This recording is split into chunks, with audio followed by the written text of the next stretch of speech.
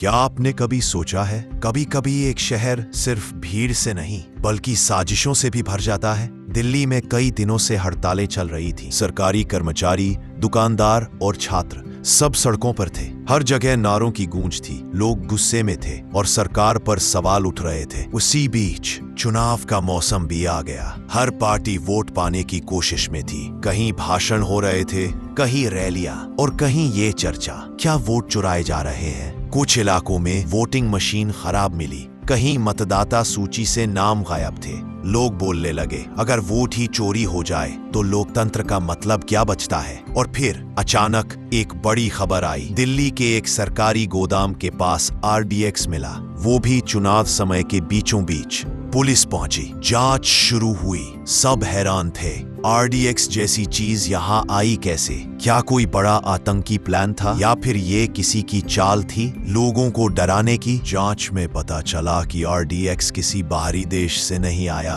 बल्कि उसे एक लोकल ट्रक से उतारा गया था जो एक प्राइवेट कंपनी का था, और वही कंपनी चुनाव से जुड़े काम भी कर रही थी। अब शक और गहराया, क्या ये सारा हंगामा, हड़तालें, प्रदर्शन, वोटिंग में गड़बड़ी और अब ये RDX किसी एक बड़ी साजिश का हिस्सा था?